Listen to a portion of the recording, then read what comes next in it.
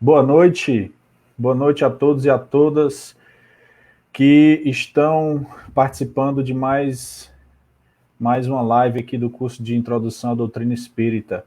Hoje a gente vai tratar dos itens 15 e 16, tá? Antes disso, só queria dar uma reforçada aqui na agenda do CEAL, tá? Lembrando que quarta-feira nós temos o estudo da Revista Espírita às 7h30. Sábado, tratamento espiritual, também às 7h30. Quinta, estudo e aplicação do magnetismo às 8 horas. Nas terças, nós temos estudos de formação de magnetizadores. E uma coisa também que eu gostaria de lembrar, as inscrições para os estudos, né, já foram encerradas, mas estarão no YouTube na quarta pela manhã, para quem quiser acompanhar os estudos de magnetização. Outra coisa é que no dia 2 será o retorno do CEAL. Aí, maravilha, presencial, tá? Mas, por enquanto, por conta da pandemia, lógico, apenas para inscritos. Então, se você quer saber como é que vai ser, fica ligado nas redes sociais do CEAL, tá? Tanto o YouTube quanto o Instagram, Facebook. Todas as redes você pode obter essa informação. Se tiver dúvidas, claro, você pode botar seu comentário lá, perguntar, e aí a Flor, Cícero, a Ana, quem seja, pode responder vocês, tá bom? Eu gostaria de chamar os nossos convidados, né? Gostaria de chamar aqui o Audálio. Boa noite, Audálio. Boa noite, Pedro. Tudo bem? Prazer, Boa uma noite, alegria como tá? voltar. Tudo jóia, tudo tranquilo. Maravilha. Boa noite a todos os nossos amigos, colaboradores do CEAL e principalmente os nossos simpatizantes, aqueles que estão conosco nas segundas-feiras nesse curso introdutório da doutrina espírita. Uma alegria imensa. Que Deus nos abençoe, esteja conosco os bons espíritos em mais esse encontro. Que assim seja. Nosso próximo convidado, Robson. Robson, boa noite. Boa noite, Pedro, Audálio, boa noite a todos, né? Que tenhamos, né, uma ótima noite de estudo, que os bons espíritos nos apoiem, nos auxiliem e conduzam, né, junto conosco aí essa noite de mais estudo, de mais conhecimento que tanto precisamos. Boa noite. Amém. Nosso próximo convidado, Wellington. Boa noite, Wellington. Boa noite, Pedro. Boa noite, Robson e Audálio. Boa noite a todos que estão nos acompanhando nesse momento. Mais uma vez a gente está aqui na intenção de um estudo que logo a gente vai dar continuidade lá no Salão do CEAL, mas certamente de certa forma nesse formato, né? Eu acredito que a gente ainda vai continuar, né, assim, com transmissão ao vivo para aqueles que não terão acesso, já que o Robson já falou que a pandemia impede, e a distância também, porque tem muitas pessoas que são de outros estados, que já estão acostumadas conosco e merecem o nosso respeito em relação a esse estudo, né, que a gente começou e tem que dar continuidade. Obrigado. Ok, maravilha. Vamos com a prece, né? Com o Robson, nossa prece inicial, né, Robson? E depois nós vamos ao nosso estudo dos nossos textos, certo? Peço o recolhimento a todos e para o nosso momento de prece. Bom, então, mais uma vez, né, boa noite, né, que todos nós possamos, nesse momento, elevar os nossos pensamentos, buscar o contato maior com aqueles que nos rodeiam, buscando o nosso bem, o nosso entendimento maior da vida, de Deus, de nós mesmos, para que possamos ser sempre aqueles que buscam fazer um pouco mais e um pouco melhor a cada dia. A Ti, ó Pai de amor e bondade, pedimos o Teu apoio para esse estudo que, de certa forma, se inicia, para que tenhamos perseverança, para que busquemos o entendimento necessário para continuarmos sempre buscando o conhecimento de Ti, da vida, o conhecimento de nós mesmos, espíritos ainda tão necessitados de amor, necessitados da prática do perdão, necessitados de entender a vida e buscar fazer com que a vida seja o engrandecimento de nós mesmos. Que nós possamos, através daqueles que nos apoiam, os nossos anjos da guarda, os espíritos familiares, protetores e amigos, buscar a cada dia fazermos aquilo que o Evangelho do Cristo nos mostra, que é amarmos a Deus acima de todas as coisas e ao nosso próximo como a nós mesmos. Que esse entendimento seja uma bússola a nos guiar, seja o vento que sopra nas nossas velas e nos conduz para um porto seguro, um porto que o Pai clama para que todos nós busquemos. E lá reina a felicidade, reina o amor, reina a paz. Que tenhamos sempre a perseverança de fazermos o bem e buscarmos sempre um pouco mais a cada dia, sermos aqueles que seguem o Evangelho do Cristo. Que Tu, ó Cristo, nosso modelo guia, nos apoie, nos ampare e toque os nossos corações e de toda a humanidade, hoje e todo sempre. Assim seja. Que assim seja. Maravilha. O pessoal já chegando aí. Boa noite, Cícero. Boa noite, Lucília. Socorro também, né? Pessoal, vamos compartilhando aí nas redes, né? Os estudos de hoje, né? E Ana Clébia, boa noite. Maria. Ó, o Roger de novo aqui.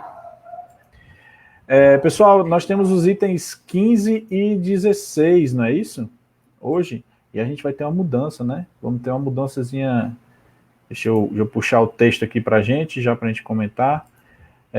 Quem vai ler sou eu, o 15. Eu que terei essa honra. Meu Deus. Vamos lá. Amigos, vamos lá ao texto, tá? Item 15 da introdução ao Espiritismo. Há também pessoas que veem perigo por toda parte e em tudo o que não conhecem. Daí, a pressa com que, do fato de haverem perdido a razão, alguns dos que se entregaram a esses estudos, tiram conclusões desfavoráveis ao Espiritismo. Como é que homens sensatos enxergam nisto uma objeção séria? Não se dá o mesmo com todas as preocupações de ordem intelectual que empolguem um cérebro fraco? Quem será capaz de precisar quantos loucos e maníacos os estudos da matemática, da medicina, da música, da filosofia e outros têm produzido? Dever-se-ia, em consequência, banir esses estudos? Que prova isso?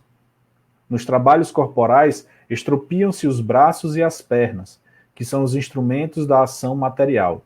Nos trabalhos da inteligência, estropia-se o cérebro, que é o do pensamento. Mas, por se haver quebrado o instrumento, não se segue que o mesmo tenha acontecido ao espírito. Este permanece intacto e, desde que se liberte da matéria, gozará, tanto quanto qualquer outro, da plenitude das suas faculdades. No seu gênero, ele é, como o homem, um Marte do trabalho. Todas as grandes preocupações do espírito podem ocasionar a loucura. As ciências, as artes e até a religião lhe fornecem contingentes. A loucura tem, como causa primária, uma predisposição orgânica do cérebro, que o torna mais ou menos acessível a certas impressões.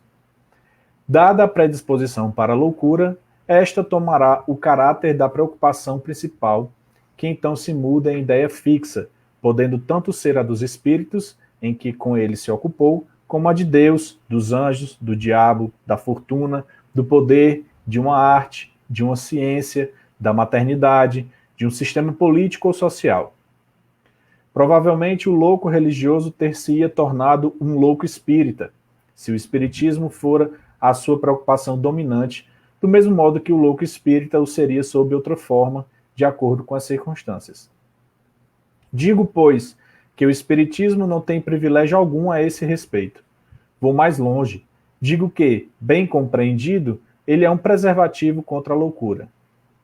Entre as causas mais comuns de sobreexcitação cerebral, devem contar-se as decepções, os infortúnios, as afeições contrariadas, que, ao mesmo tempo, são as causas mais frequentes de suicídio. Ora, o verdadeiro espírita vê as coisas deste mundo de um ponto de vista tão elevado, elas lhe parecem tão pequenas, tão mesquinhas diante do futuro que o aguarda, a vida se lhe mostra tão curta, tão fugaz, que aos seus olhos as tribulações não passam de incidentes desagradáveis no curso de uma viagem. O que, em outro, produziria violenta emoção mediocremente o afeta. Ademais, ele sabe que as amarguras da vida são provas úteis ao seu adiantamento, se as sofrer sem murmurar, porque será recompensado na medida da coragem com que as houver suportado. Suas convicções lhe dão, assim, uma resignação que o preserva do desespero e, por conseguinte, de uma causa permanente de loucura e suicídio. Conhece também, pelo espetáculo que as comunicações com que os espíritos lhe proporcionam, qual a sorte dos que voluntariamente abreviam seus dias, e esse quadro é bem de molde a fazê-lo refletir, tanto que já é considerável o número dos que foram detidos em meio desse declive funesto. Este é um dos resultados do Espiritismo. Riam quanto queiram os incrédulos. Desejo-lhes as consolações que ele prodigaliza a todos os que deram ao trabalho de lhe sondar as misteriosas profundezas. Cumpre também colocar entre as causas da loucura o pavor, sendo que o do diabo já desequilibrou mais de um cérebro. Quantas vítimas não têm feito os que abalam imaginações fracas com esse quadro, que cada vez mais pavoroso se esforçam por tornar mediante horríveis pormenores? O diabo, dizem, só mete medo a crianças.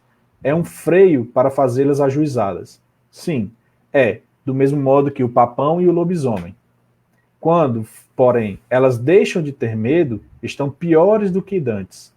E, para alcançar-se tão belo resultado, não se levam em conta as inúmeras epilepsias causadas pelo abalo de cérebros delicados. Bem frágil seria a religião se, por não infundir terror, sua força pudesse ficar comprometida. Felizmente assim não é.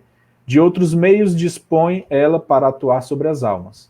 Mais eficazes e mais sérios são os que o Espiritismo lhe faculta, desde que ela os saiba utilizar. Ele mostra a realidade das coisas e só com isso neutraliza os funestos efeitos de um temor exagerado. Que coisa, não, amigos? Essa questão da loucura. Robson, você tem seus dizeres a respeito do texto? Vamos lá. Bom, como mais pessoas conectaram, né, vou voltar a dar uma boa noite, né?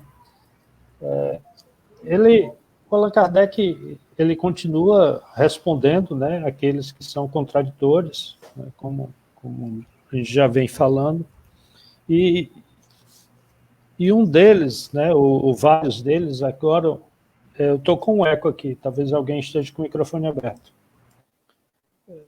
Obrigado. Alguns desses detratores, eles colocam a questão da loucura como a doutrina espírita sendo capaz de originar a loucura, né? E a gente sabe, até pelo que o próprio Allan Kardec falou, que a loucura, no caso, é uma predisposição, né? E que não é alguém, o fato de alguém se debruçar sobre o estudo de qualquer matéria que seja, e aí ele citou vários exemplos, música, matemática, sei lá, física, que seja, e a própria doutrina espírita, que isso será suficiente para causar loucura, né? Muito pelo contrário. A loucura, ela advém de algumas predisposições orgânicas e em algum momento, por um excesso, né? Isso pode vir a aflorar de uma forma mais intensa, tá? Mas o Allan Kardec, ele deixa, né, também já um ponto que, quando ele fala que o espírito, né, mesmo tendo algum dano, digamos assim, nesse momento, né, seria a alma, né, já que está encarnada, algum dano à sua condição, ela preserva aquilo que foi estudado e isso no futuro se tornará um fruto, né? Essa predisposição, a gente não pode precisar qual é a justificativa, mas para toda causa, né, que para toda consequência existe uma causa, melhor falando, e essa causa, né, somos nós mesmos, né, que espíritos, né, em processo de evolução, em processo de reencarnação para buscar as suas provas, as suas expiações, no caso de nós que estamos aqui encarnados no planeta Terra, ainda muitas vezes passamos por situações que não são as mais, digamos assim, adequadas para aquele que acha a situação muitas vezes um pouco mais dura, muito mais cheia de obstáculos, mais cheia de dificuldades, né? Mas que todos nós saibamos que essas dificuldades, obstáculos, elas advêm da nossa necessidade e são causadas por nós mesmos, né? Basta que nós busquemos esse caminho, né, que a doutrina espírita nos traz, que é o da consolação. E ela, né, através do Allan Kardec, nos traz comentários sobre o suicídio, né, que o verdadeiro espírita, né, e aí ele usa esse termo, né, porque o verdadeiro espírita, ele fala que ele enxerga essas dificuldades de um plano mais elevado, né? Não é que nós sejamos elevados, mas aquele que aplica os ensinamentos da doutrina espírita, ele entende que tudo isso é muito fugaz, é muito passageiro, é um ponto, uma gota d'água no oceano, se nós formos comparar com a nossa vida, que é eterna, né? Então, ele chama a atenção que o suicídio, ele muitas vezes ele é evitado pela condição daquele que, ao ingressar na doutrina espírita, começa a entender toda essa sua caminhada, toda essa sua necessidade de momentos, muitas vezes, que não são aqueles, né, que, digamos assim, são os mais agradáveis, mas são os necessários, e isso vai fortificando a sua forma de buscar resolver soluções, resolver os problemas, né, buscar soluções, sem que essas soluções sejam deixar a vida material. Tá? Então, o conhecimento da doutrina espírita nos leva a esse ponto, né? Muitas vezes a gente precisa se aprofundar nesses conhecimentos, nesse entendimento, elevar o nosso pensamento, ver essa passagem aqui como uma ida numa escola para fazer um aprendizado, para buscar um entendimento, a aceitação de certas características nossas, para que a gente busque a mudança, né, da nossa característica, busque o aprendizado e o fortalecimento das virtudes, para que nós possamos sempre combater essas tendências que possam vir a surgir e que possam estar ao nosso redor, né? Então, o entendimento da doutrina espírita, ela dá alguma segurança, né? Essa segurança, ela não é intrínseca, né? Sou espírita, estou blindado. Não. A gente tem que entender que essa blindagem, ela se dá através do nosso ser, através da nossa forma de entender, nossa forma de pensar, e muitas vezes a forma de aceitar as situações que nos rodeiam, para que nós, né, ao entender que todas essas situações são possíveis de alguma mudança, de alguma alteração, a gente busque fazer com que essas mudanças elas sejam frutos, né, do nosso entendimento da doutrina, mas, acima de tudo, da forma como a gente, né, pratica essa doutrina espírita. É isso aí. O Audálio Acho que ele foi ali no banheiro rapidinho, deu uma caidinha, mas ele volta já já. Amigos, façam suas perguntas aos nossos ouvintes aqui da nossa live, façam suas perguntas, seus comentários, estamos aqui para tentar respondê-los, né? Se nós soubermos, a gente vai responder. Chegou o Aldário de volta. Amigos, vamos para o próximo item, que é um item é um pouquinho mais longo, né? Wellington, você nos daria a honra da leitura? Ok. Então vamos colocar aqui o item 16. Deixa eu tirar o nosso banner para o nosso querido Audálio. Fique à vontade, Wellington. Nós estamos agora no item 16. Resta-nos ainda examinar duas objeções únicas que realmente merecem este nome, porque se baseiam em teorias racionais. Ambas admitem a realidade de todos os fenômenos materiais e morais, mas excluem a intervenção dos espíritos. Segundo a primeira dessas teorias, todas as manifestações atribuídas aos espíritos não seriam mais do que efeitos magnéticos. Os médiuns se achariam num estado a que se poderia chamar sonambulismo desperto, fenômeno que podem dar testemunho todos os que estudaram o magnetismo. Nesse estado, as faculdades intelectuais adquirem um desenvolvimento anormal. O círculo das percepções intuitivas se amplia para além das raias da nossa concepção ordinária. Assim sendo, o médium tiraria de si mesmo e, por efeito da sua lucidez, tudo o que diz e todas as noções que transmite, mesmo sobre os assuntos que mais estranhos lhe sejam quando no estado habitual. Não seremos nós quem conteste o poder do sonambulismo, cujos prodígios observamos, estudando-lhe todas as fases durante mais de 35 anos. Concordamos em que, efetivamente, muitas manifestações espíritas são explicáveis por esse meio. Contudo, uma observação cuidadosa e prolongada mostra grande cópia de fatos em que a intervenção do médium, a não ser como instrumento passivo, é materialmente impossível. Aos que lhe partilham dessa opinião, como aos outros, diremos: vede e observai, porque certamente ainda não vistes tudo. Opor-lhe-emos, em seguida, duas considerações tiradas da própria doutrina deles. De onde veio a teoria espírita?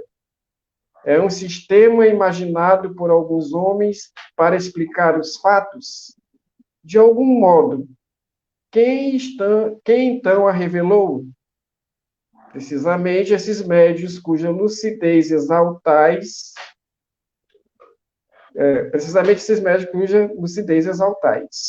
Ora, se essa lucidez é tal como a supondes, por que teriam eles atribuído aos espíritos o que em si mesmo hauriam?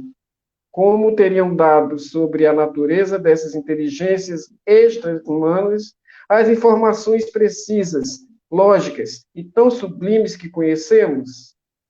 Uma de duas: ou eles são lúcidos, ou não o são. Se o são, e se pode confiar na sua veracidade, não haveria meio de admitir-se, sem contradição, que não estejam com a verdade. Em segundo lugar, se todos os fenômenos promanassem do médium, seriam sempre idênticos num determinado indivíduo. Jamais se veria a mesma pessoa usar de uma linguagem heterogênea, nem reprimir alternadamente as coisas mais contraditórias. Essa falta de unidade nas manifestações obtidas pelo mesmo médium prova a diversidade das fontes.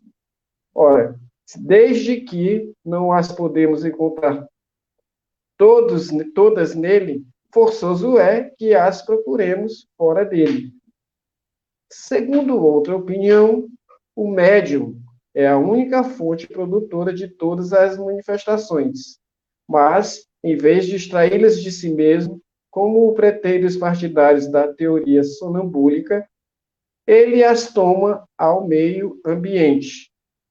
O médium seria, então, uma espécie de espelho a refletir todas as ideias, todos os pensamentos e todos os conhecimentos das pessoas que o cercam.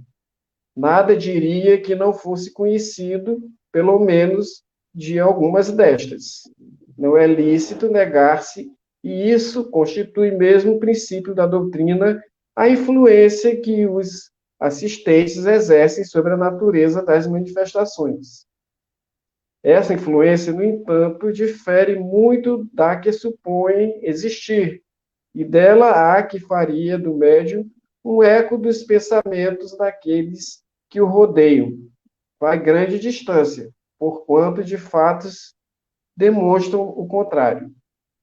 Há, pois, nessa maneira de pensar, grave erro, que uma vez mais prova o perigo das conclusões prematuras, sendo-lhes impossível negar a realidade de um fenômeno que a ciência vulgar não pode explicar e, não querendo admitir a presença dos espíritos, os que assim opinam o explicam a seu modo.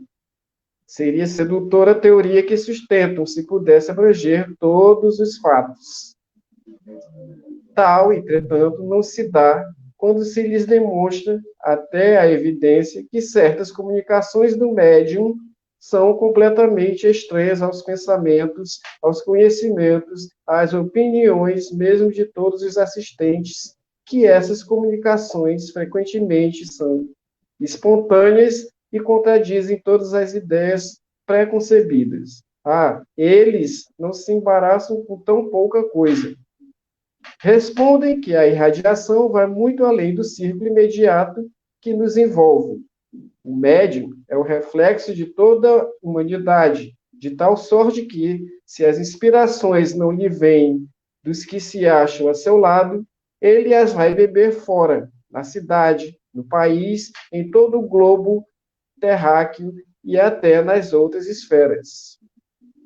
Me parece que, em semelhante teoria, se encontra explicação mais simples e mais provável que a do Espiritismo, visto que ela se baseia numa causa bem mais maravilhosa. A ideia de que seres que povoam os espaços e que, em contato conosco, nos comunicam seus pensamentos, nada tem de choque mais a razão do que a suposição dessa irradiação universal, vindo de todos os pontos do universo, concentrar-se no cérebro de um indivíduo. Ainda uma vez, e este é o ponto capital sobre que nunca insistiremos bastante, a teoria sonambúlica e a que se poderia chamar refletiva foram imaginadas por alguns homens.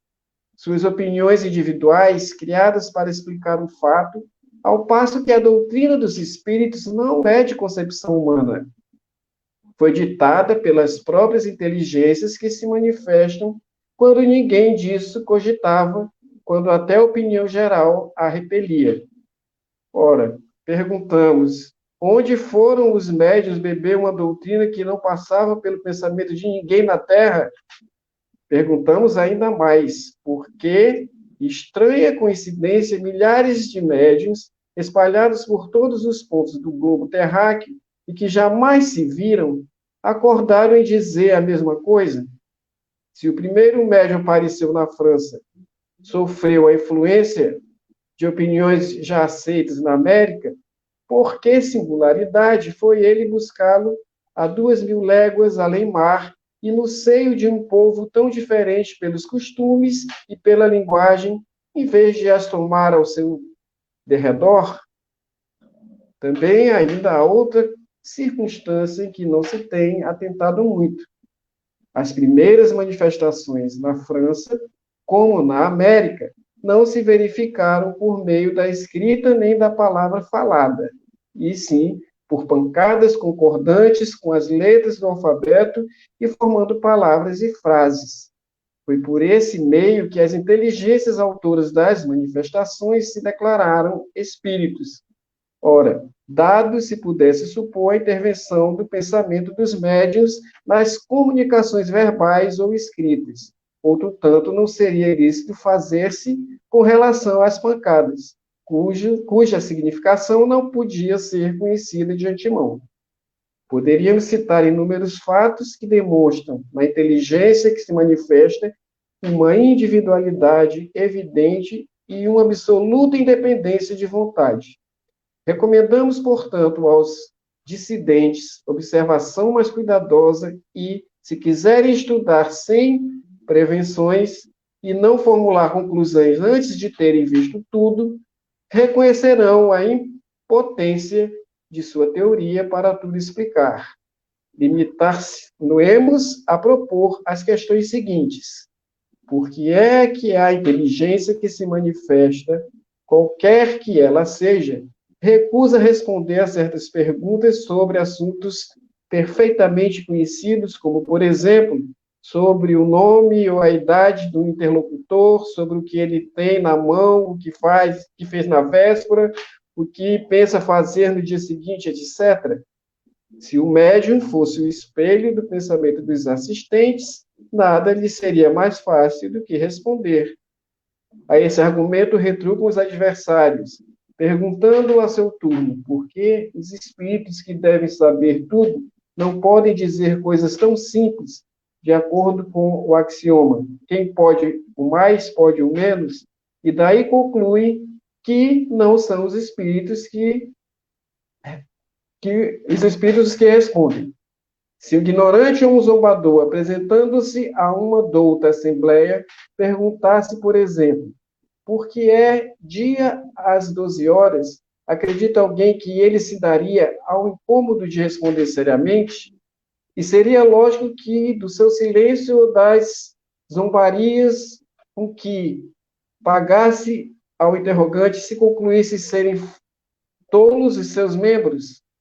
Ora, exatamente porque os espíritos são superiores, é que não respondem a questões ociosas ou ridículas e não consentem em ir para a berlinda. É por isso que se calam ou declaram que só se ocupam com coisas sérias. Perguntaremos, finalmente, por que é que os espíritos vêm e vão-se, muitas vezes em dado momento, e passado este, não há pedidos nem súplicas que os façam voltar? Se o médium obrasse unicamente por impulsão mental dos assistentes, é claro que, em tal circunstância, o concurso de todas as vontades reunidas haveria de estimular-lhe a clarividência, desde, portanto, que não cede ao desejo da Assembleia, corroborado pela própria vontade dele, é que o médium obedece a uma influência que lhe é estranha e aos que o cercam, influência que, por esse simples fato, testifica da sua independência e da sua individualidade. Longo texto. Maravilha, longo texto. Mas a gente está chegando ao fim, né, do nosso estudo da introdução da doutrina espírita, que é justamente, né, uma introdução, eu acredito, destinada às pessoas que estão adentrando no conhecimento do espiritismo em si, né?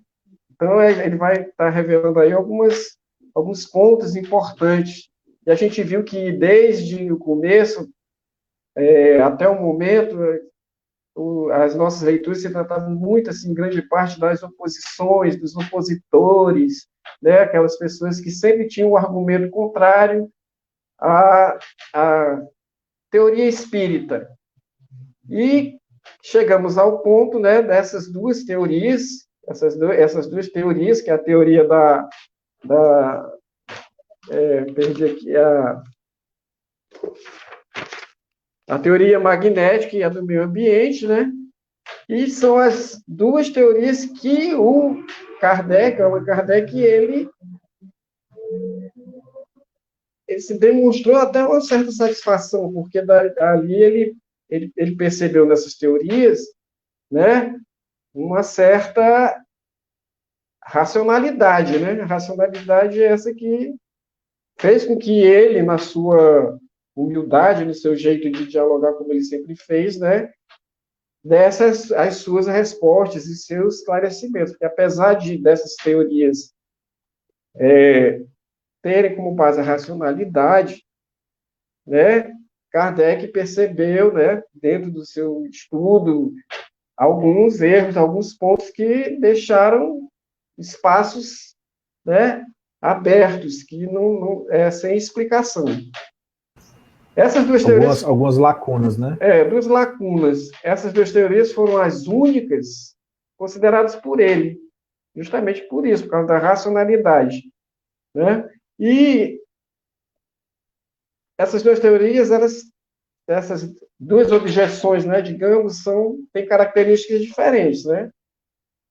Lógico, como a gente leu aí, a primeira trata do magnetismo, a outra vai tratar da influência do meio ambiente, né? E a gente sabe que Allan Kardec, como diz aí o próprio texto, que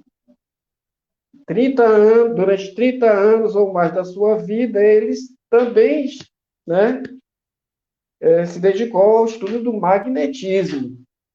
E ele não desconsidera em nenhum momento que, em certos momentos, que o magnetismo ele tem a sua, né, importância.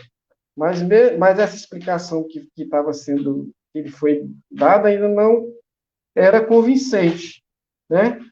Diferente das objeções anteriores, que eram baseadas na ignorância, né? A concordância era a existência dos fenômenos, né? Os fenômenos das pancadas das mesas, né, dos ruídos. Porém, essas teorias, elas descartam, pelo menos na do magnetismo, né, ela descarta que exista a influência dos espíritos. Aí é aí que Kardec vai entrar na sua argumentação. Pessoal, se eu não estiver falando assim as coisas, as ideias não estiverem claras, Audálio, Robson, por favor. Não, mas também. Não se sintam, né? Na teoria magnética, né? A base da teoria magnética, ela afirmava, a base dela era o argumento dela, que todas as manifestações são efeitos magnéticos e que os médiums, né? No caso, eles ficavam num estado sonambólico, né? Como diz, sonambólico acordado, assim, desperto, né? Sonambúlico. Sonambúlico acordado, né? Cada leitura que a gente faz usa esse termo de uma maneira diferente, a gente meio que mistura as... Então, que nesse estado, pelo que eu entendi, os médiums, né? Eles ampliam as suas capacidades. A capacidade do médium, né? E que essa ampliação das suas capacidades é que vão, né, que eles não perdem a lucidez, né? E que através dessas capacidades ampliadas é que eles vão, né, como é que diz? Elaborar, vão ajudar aí, Audálio.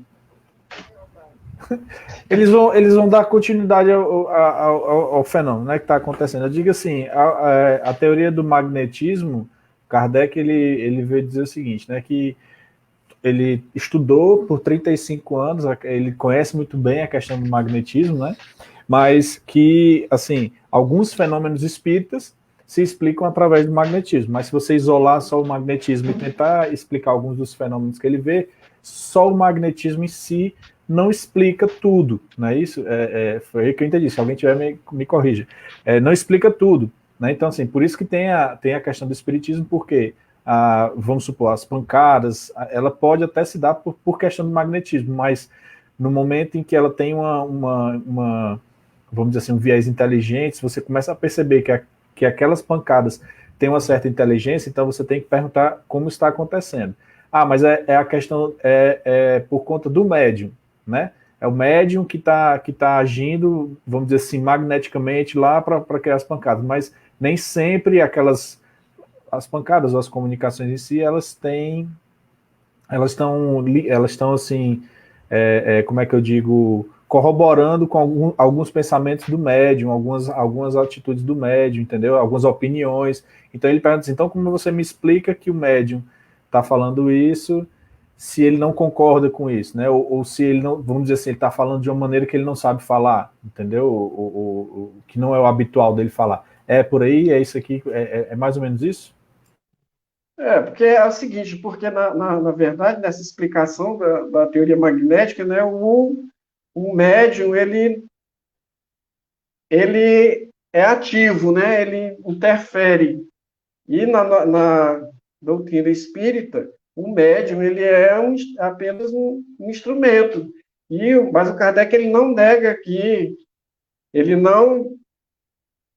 que o médium, ele também, né, dá um pouco dele, né, nesse momento, mas que não dá para considerar a manifestação como se de uma forma assim que não fosse passiva, quer dizer, para Kardec, as explicações desses fenômenos, alguns fenômenos, as pancadas e tudo mais, poderiam ser explicados cientificamente, mas e os outros fenômenos que decorriam, né, até mesmo nesse período das mesas, né, a questão da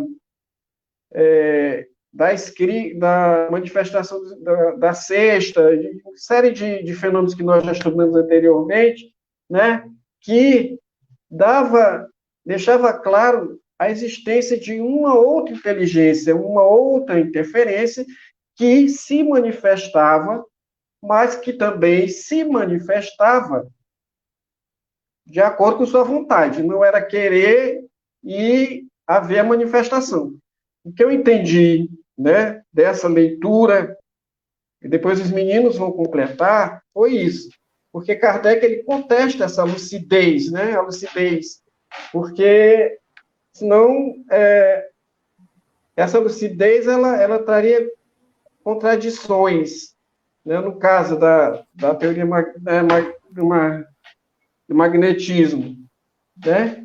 Esses fenômenos, quando esses fenômenos foram explicados,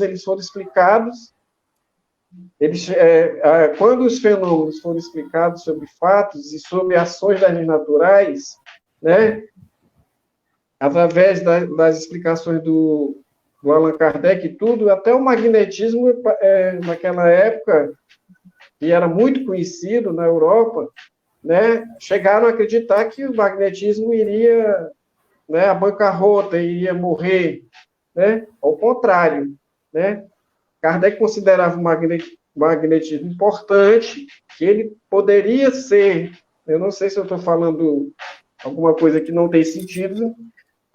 Oi. Wellington, posso complementar uma coisa aí? Tá.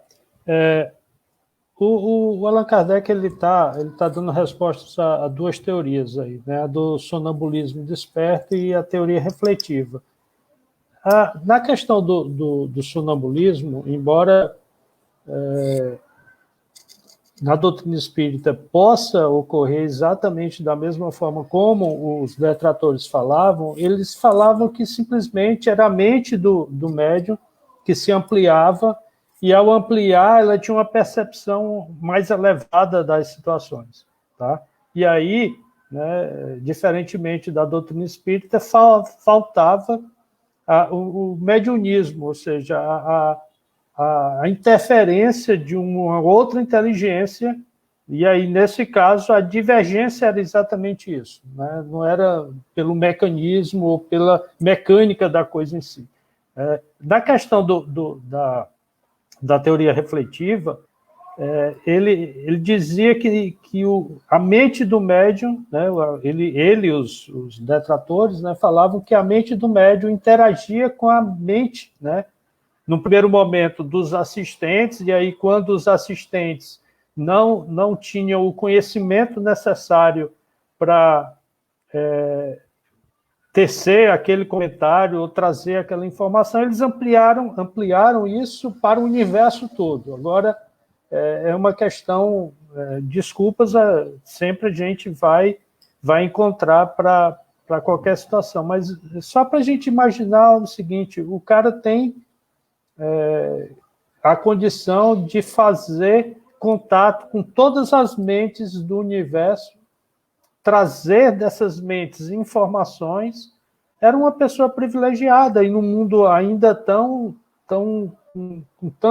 tão pouca moralidade, esse cara em nenhum momento ele tentava aferir lucros para si.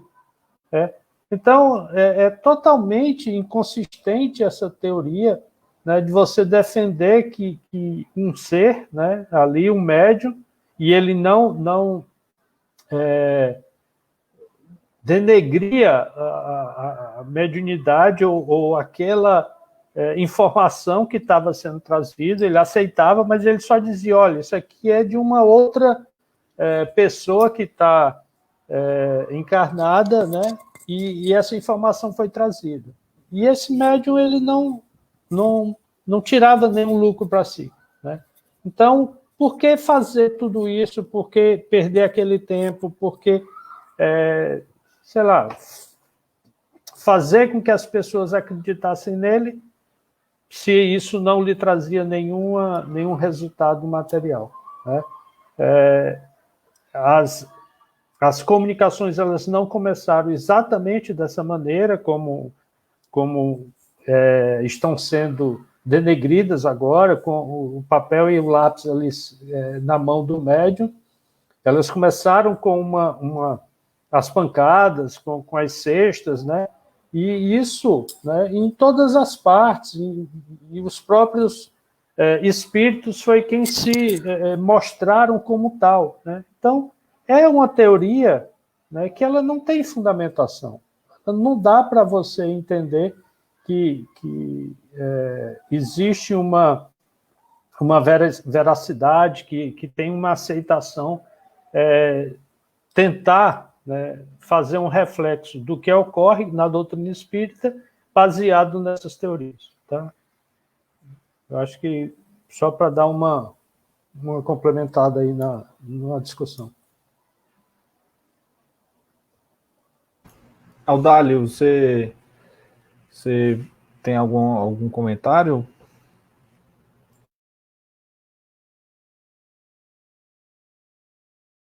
Né, que trata da questão da teoria magnética e do meio ambiente, né, deixou a contribuição do Wellington, tá tranquilo. O que a gente percebe, né, gente, é só para ilustrar também aí esse pensamento, a gente percebe o seguinte, é que tratando-se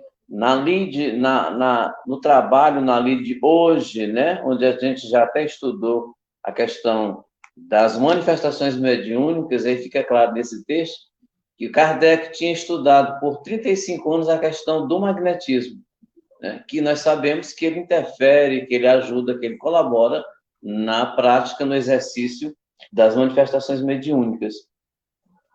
E o que é curioso, né, tem um pensamento que diz assim, que o Kardec é o bom senso encarnado, né?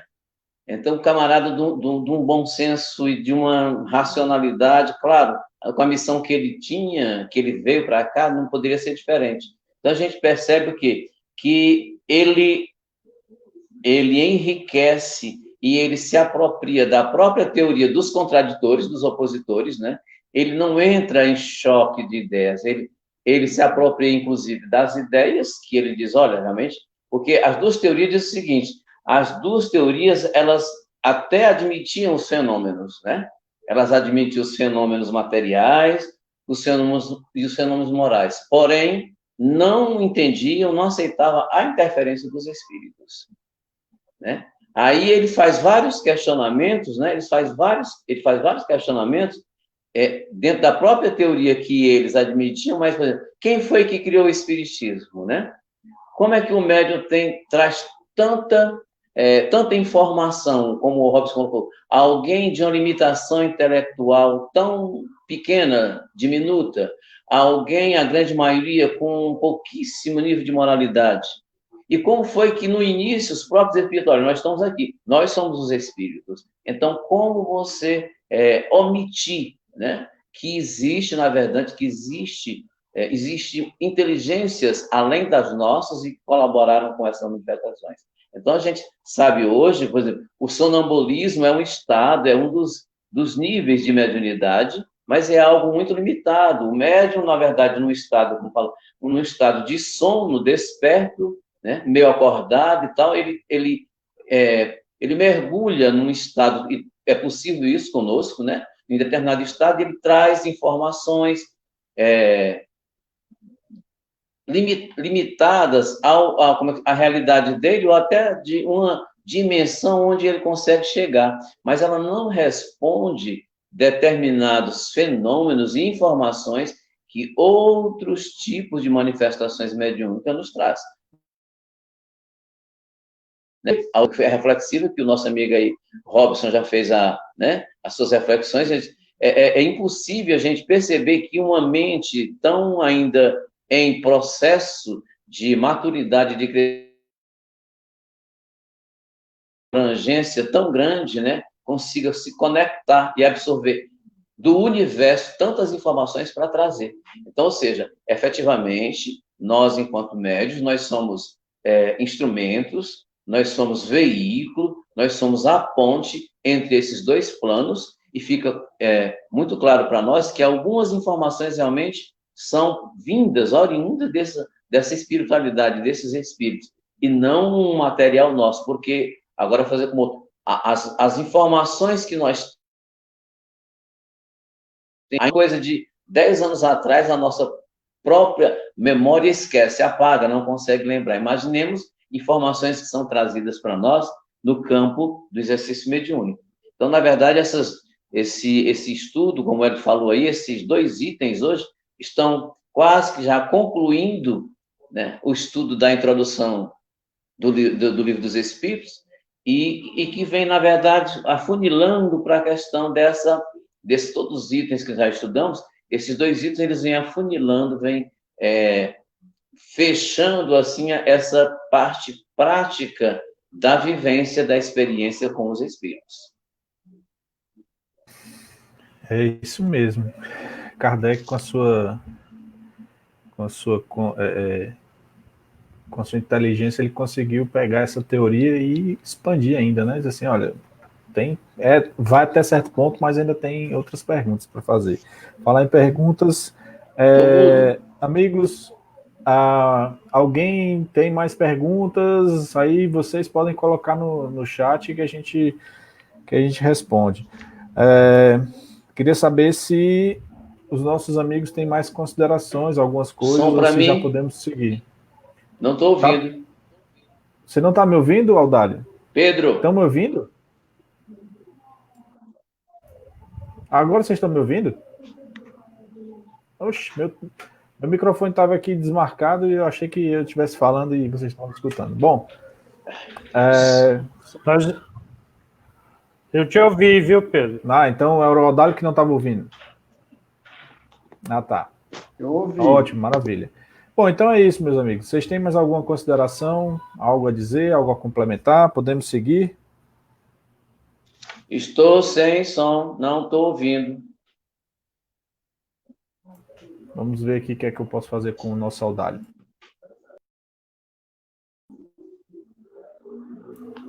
Todos me ouvem.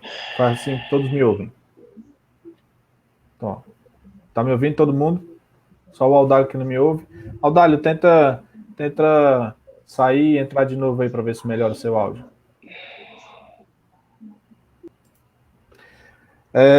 Amigos, então vamos lá.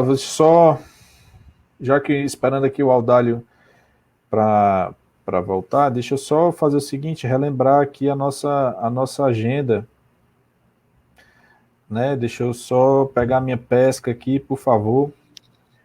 Só relembrar a agenda aqui enquanto o Audálio está voltando.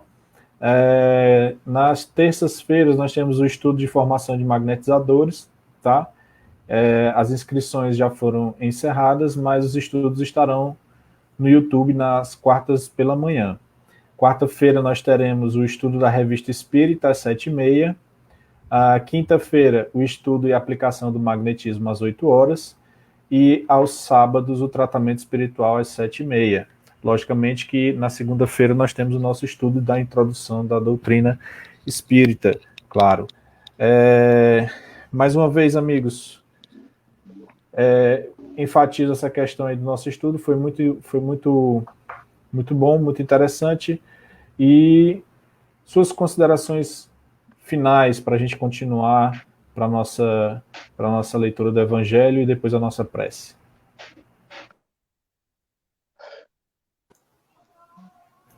Bom, então, dar uma boa noite a todos. Agora já na despedida, só lembrar, né, e eu acho interessante a gente voltar e ver como o Allan Kardec ele respondia a esses que lhe questionavam a veracidade da doutrina espírita, porque isso, para nós, é um aprendizado que fortalece a nossa percepção da verdade que é a doutrina espírita e de toda uma gama de conhecimentos, né, que ela tem para nos oferecer. Então, que nós nos debrucemos sobre esses ensinamentos e busquemos cada vez mais, né, nos fortalecer na busca e principalmente na prática desses ensinamentos. Uma boa noite, uma boa semana a todos. Boa noite. Bom, então, Audálio, você está conseguindo me ouvir, Audálio? Agora estou. Deu uma saída aí, mas maravilha. Voltou. Ok. Tá, tudo bem. Então, é uma questão também, só complementando aí o que o Robson falou, assim, o Espiritismo, Kardec mesmo, ele nos incentiva a questionar sempre, né? Vamos questionando e vamos sempre estudando em busca de responder as nossas perguntas. E é uma dica que a gente tem que sempre deixar claro. Amigos, vamos à leitura do Evangelho com o nosso amigo Wellington, capítulo 2, né, Wellington? Meu reino não é deste mundo, item 4, a realeza de Jesus, é isso? É isso mesmo. Perfeitamente. Então, fique à vontade, meu amigo. Antes da leitura, eu quero agradecer a todos, né? E dar uma dica, muita leitura, porque a gente, com perdão da expressão, a gente rala bastante para estar aqui hoje tentando repassar alguma coisa, né, de boa para vocês e tem que ser muita leitura. E quando terminar a introdução, vamos voltar, reler, para a gente poder, já quando voltar lá no céu, no salão, a gente está bem, né, bem forte, bem verdade. seguro.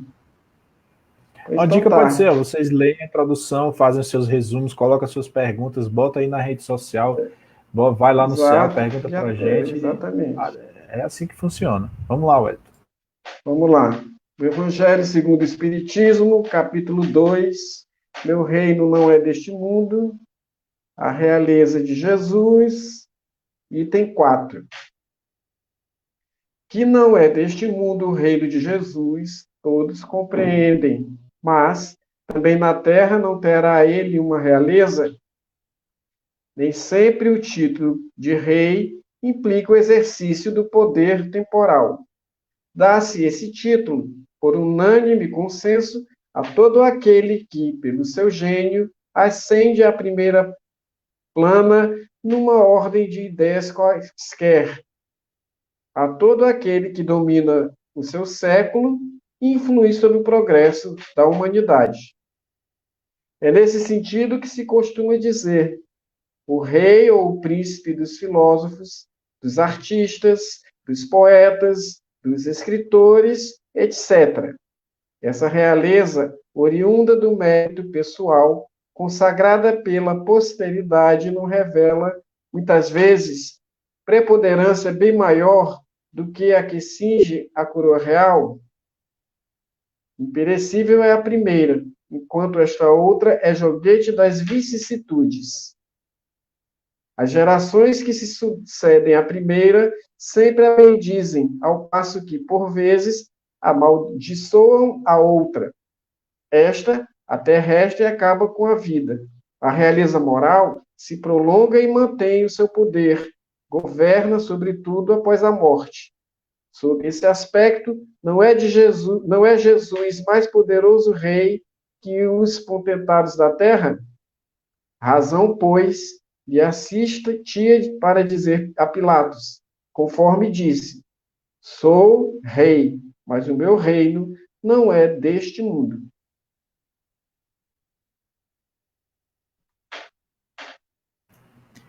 É isso aí, é a realeza moral de Jesus. Amigos, mais alguma pontuação? Algo que queiram dizer antes de sairmos? Podemos ir para a nossa prece? Bom, então vamos lá. Eu já peço para que nesse momento as pessoas peguem o seu copo com água para magnetização, tá? E já fiquem em recolhimento para pensando nos seus entes, aqueles que precisam de uma prece, que estão com problemas físicos ou espirituais, certo? Vamos nos concentrar para a nossa prece, nosso amigo Audálio vai conduzi-la.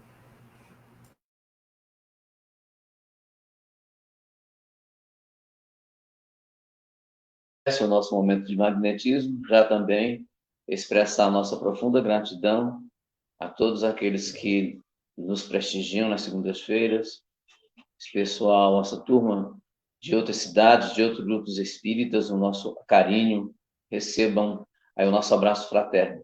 E a turma e a todos esses irmãos aqui também da nossa casa espírita e da nossa cidade. Nosso profundo agradecimento e desejo de uma boa semana, que cada um de nós nos empenhemos no estudo, nas boas leituras dessa filosofia e dessa doutrina maravilhosa que é a doutrina espírita, que é a terceira revelação trazida pelos Espíritos, conforme nos prometeu Jesus.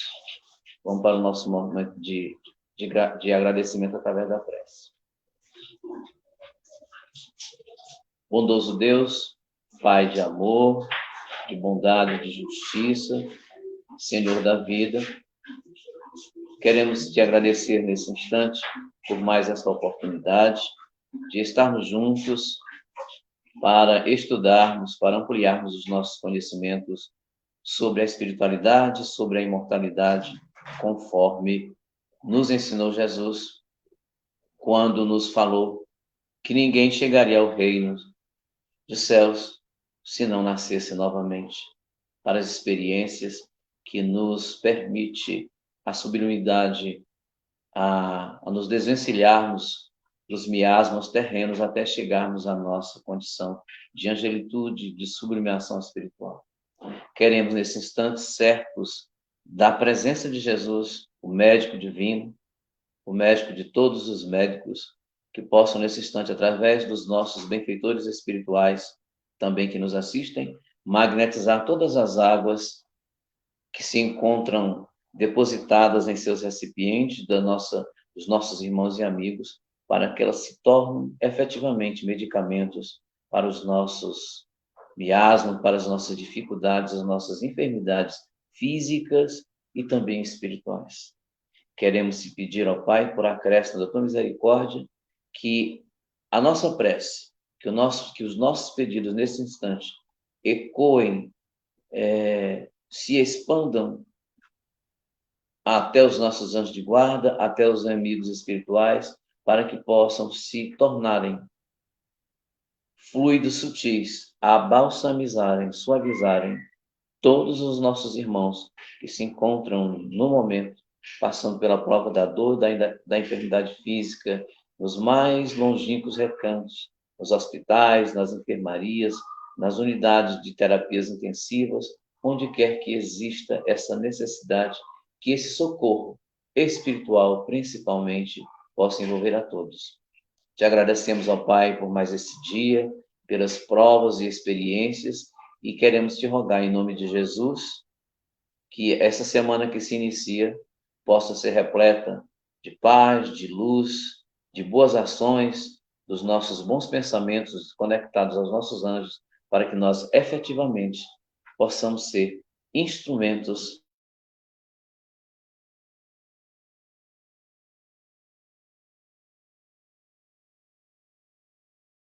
a todos. Até o nosso próximo estudo, se Deus permitir. Que assim seja, meus amigos.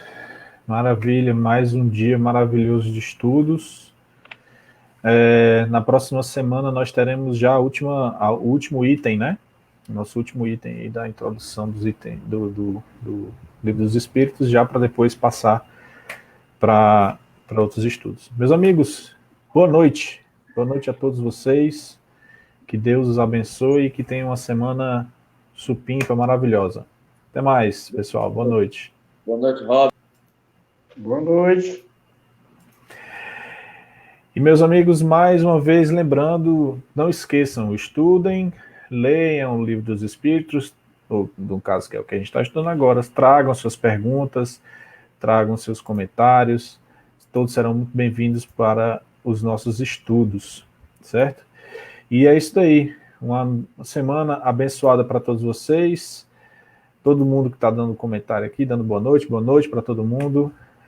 Foi um dia muito bom, como sempre, e tudo de bom para vocês, que Deus os abençoe. Até mais, pessoal, boa noite.